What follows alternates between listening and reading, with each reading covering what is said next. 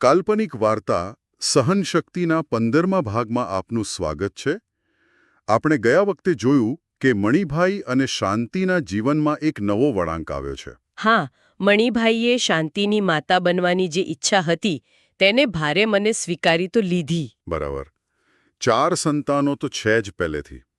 પણ આ સ્વીકૃતિ પછી મણિભાઈના મનમાં જે સંઘર્ષ શરૂ થયો છે એની વાત આજે કરવાની છે. હા, કારણ કે સંમતિ આપવી એક વાત છે અને પછી એના પરિણામો વિશે વિચારવું એ તદ્દન જુદી વાત છે. એમના મનમાં શું ચાલી રહ્યું છે? એ જ પેલો સમાજનો ડર, ભાઈઓ શું કહેશે, એમની પત્નીઓ શું વિચારશે, અને હવે 5મું બાળક. એમને એવું લાગે છે કે વળી પાછી આ ઉપાધિ આવી. જો કે એ પોતે જ મન મનાવે છે કે પહેલાના જમાનામાં તો 4-5 છોકરા સામાન્ય હતા. હા, જાણે જૂની વાત આગળ ધરીને આજના નિર્ણયને યોગ્ય ઠેરવવાનો પ્રયાસ હોય. પણ ખરેખર એ એમને શાંતિ આપે છે? લાગતું તો નથી, કારણ કે આગળ જે બને છે શાંતિની તબિયત અચાનક બગડે છે. હા, એ બેહોશ થઈ જાય છે, ચક્કર, ઉલટી, પછી દવાખાને લઈ જાય છે. અને ત્યાં ડોક્ટર શું કહે છે? શુભ સમાચાર. ડોક્ટર કહે છે કે શાંતિબહેન હવે ગર્ભવતી છે. અને આ સમાચાર સાંભળીને બંનેની પ્રતિક્રિયા કેવી છે? બહુ જ અલગ. શાંતિ તો ખુશખુશાલ. એમના તો જાણે મનની ઈચ્છા પૂરી થઈ ગઈ. આનંદનો પાર નથી. પણ મણિભાઈ? મણિભાઈને એમને કંઈ વધારે આનંદ ન થયો. મતલબ એમને તો જાણે ખુશીનો દેખાડો કરવો પડ્યો. જાણે કે ખુશ ન થાય તો પત્નીને ખોટું લાગશે, એટલે ઉપરથી હા પાડી. બરાબર. આ જે ભાવનાત્મક તફાવત છે ને એ જ બતાવે છે કે આ ગર્ભાવસ્થા બંને માટે કેટલો જુદો અર્થ રાખે છે. અને ઉપરથી પેલી ડોક્ટરની ચેતવણી, મોટી ઉંમર છે એટલે. હા, ડોક્ટરે સ્પષ્ટ કહ્યું કે બહુ જ સાચવવું પડશે. વજન બિલકુલ ઉઠાવવાનો નહીં, સંપૂર્ણ આરામ. આ બધું સાંભળીને તો મણિભાઈની ચિંતા ઓછી થવાને બદલે વધી જ ગઈ હશે, નહીં? ચોક્કસ. શાંતિ માટે આ એક સ્વપ્ન પૂરું થવા જેવું છે. પણ મણિભાઈ માટે આ બધી સૂચનાઓ એટલે જવાબદારીઓ અને ચિંતાઓમાં વધારો. પેલો ઉપાધિ શબ્દ એમના મનમાં વધુ ગૂંટાતો હશે. પછી આ વાત ઘરે પહોંચે છે. શાંતિ દેરાણીઓને સમાચાર આપે છે. અને એમની પ્રતિક્રિયા? તેઓ એકબીજા સામે જુએ છે. હા. એ જોવામાં શું હતું? ખાલી આશ્ચર્ય? કે પછી કદાચ બધું જ. આશ્ચર્ય, થોડી મૂંઝવણ, કદાચ થોડો અણગમો પણ. કોને ખબર? અને મણિભાઈનું શું થયું? એમને તો શરમ આવી ગઈ.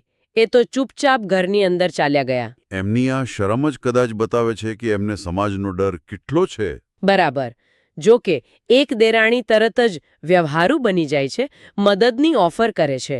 હા, કહે છે કે જમવાનું મારા ઘરે બનાવું છું. હવે આ સાચો ટેકો છે કે ખાલી કહેવા ખાતરની વાત છે એ તો આગળ ખબર પડે, પણ એક ક્ષણે તો મદદની વાત આવી. આ બધા વડીલોની ચિંતાઓ અને પ્રતિક્રિયાઓની વચ્ચે પેલી રૂખીની વાત બહુ રસપ્રદ છે. હા, રૂખી, મણિભાઈની દીકરી.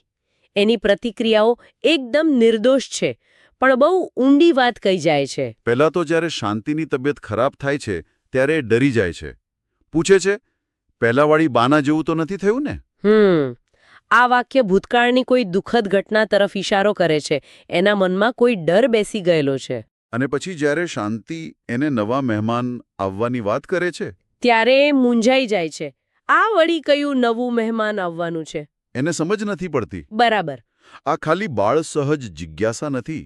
આવા મિશ્ર પરિવારોમાં બાળકો જે અનુભવે છે ને એની જટિલતા આમાં દેખાય છે. અને પછી જ્યારે શાંતિ કહે છે કે નાનો ભૈલો આવશે, ત્યારે રૂખી શું કહે છે? એ કહે છે આપણા ઘરે તો 2 ભૈલા છે. જોયું? એનું તર્ક જુઓ. એના માટે આ નવો ભઈ ક્યાં ફિટ થશે? એના મનમાં આ સવાલ છે. એનો આ નિર્દોષ સવાલ જાણે આખી પરિસ્થિતિ પર એક મોટો પ્રશ્નાર્થ મૂકી દે છે. ચોક્કસ. એ આપણને વિચારવા મજબૂર કરે છે કે નવા સભ્યનું આગમન એ ખાલી પતિ-પત્નીનો નિર્ણય નથી હોતો. આખા પરિવાર પર, ખાસ કરીને બાળકો પર એની ઊંડી અસર પડે છે. તો આ વાર્તાનો અંશ આપણને એક જટિલ પારિવારિક ચિત્ર બતાવે છે. એક બાજુ નવા જીવનની આશા અને આનંદ છે, તો બીજી બાજુ ચિંતા, ડર અને જુદા જુદા લોકોના જુદા દૃષ્ટિકોણ.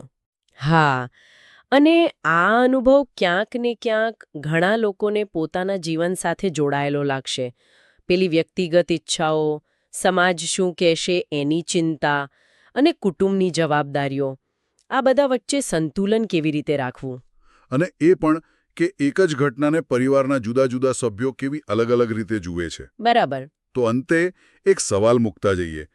રૂખીનો પેલો સવાલ, આપણા ઘરે તો 2 ભૈલા છે, એ શું ભવિષ્યનો સંકેત છે?